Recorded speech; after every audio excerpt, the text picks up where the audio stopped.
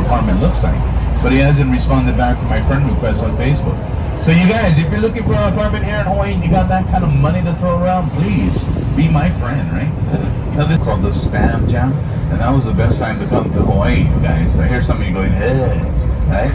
Now above the shopping center here on my right is a condominium complex called Park Lane.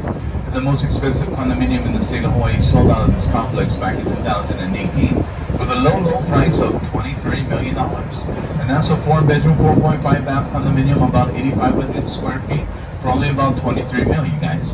And I don't know about you guys this morning, you guys. Now here in Waikiki, before they built everything from that mountain there to my right all the way down to the ocean, the fresh water would come down from the mountain, it would meet up with the water from the ocean, and it would sprout into the air.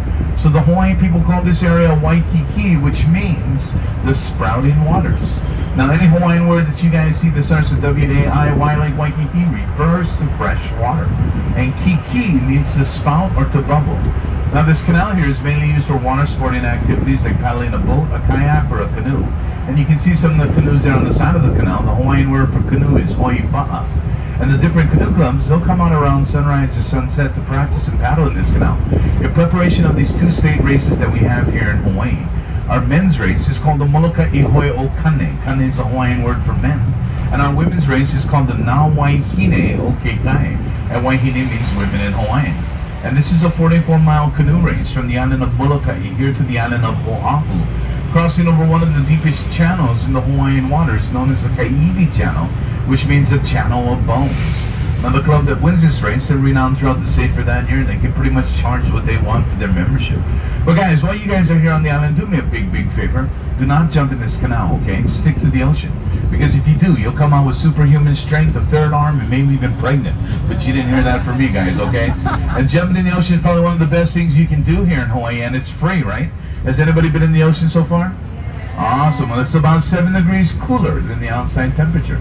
Now you got a Hawaiian word that we use here in the islands, you guys, is the word ohana. Can we all say ohana? Ohana. Awesome. And who knows what that word means? That's right, family, you guys. Today we're going to be one big ohana, one big family.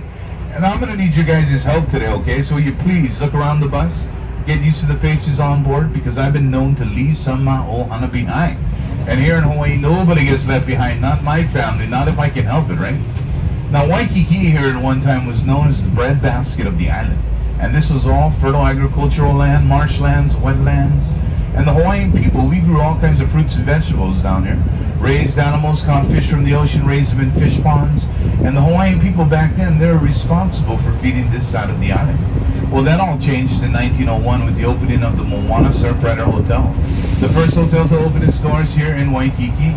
And the people running the island at this time, they seen the kind of money this hotel generated. So they did away with all the fertile agricultural land and built the Waikiki that you see today. Now one of the first things they had to do down here was drain out all of the water that was here. So they dredged out this canal back in the 1920s to house the water. And this is our Alawai Canal, which means a pathway of fresh water. But the water in the canal, it's actually brackish water. It's both fresh and salt water. And the fresh water in this canal comes from that mountain range there to my right. That is our largest mountain range here on the island, known as the Ko'olau Mountains, which mean windward.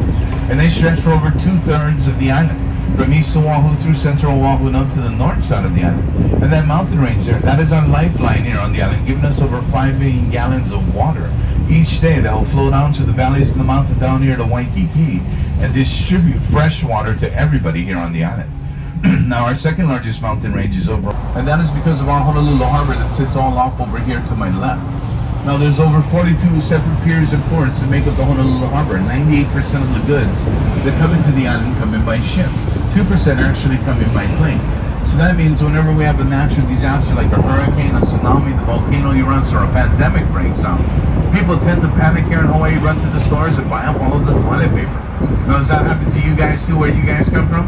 Yeah. Awesome, right? Well, it's also because of the Jones Act, if you guys are familiar with that act, where ships coming over from mainland China, Indonesia, Taiwan, India, they all got to bypass Hawaii first, head to a U.S. port, transfer their goods to a Aloha Tower. Now, the tower was built back in 1926. It was used as a welcoming beacon to migrants coming into the islands, just like the Statue of Liberty is in New York City. Standing at 186 feet with another 40 feet of flag mast at the top. And after Pearl Harbor was attacked, that tower there was painted camouflage to disguise at night. just in case the Japanese came back for a second attack here on the island. Now they also place ships in the harbor called Coast Guard cutter ships, and the big cutter is actually out of port right now, but you got some of the smaller ones out there. And we're coming up on downtown Chinatown, which is located all over here to my right, you guys. The oldest Chinatown in the nation, older than San Francisco, because Honolulu is closer to Chinatown, closer to China than San Francisco is. This is also where our red light district began, where the sailors from Pearl Harbor would come down here to Chinatown to get a tattoo, drink at the bars, and of course frequent one of the many different boogie houses they had set up in this area, also known as massage parlors, where the mama sons running these massage parlors would make about $150,000 a year, and that was big money back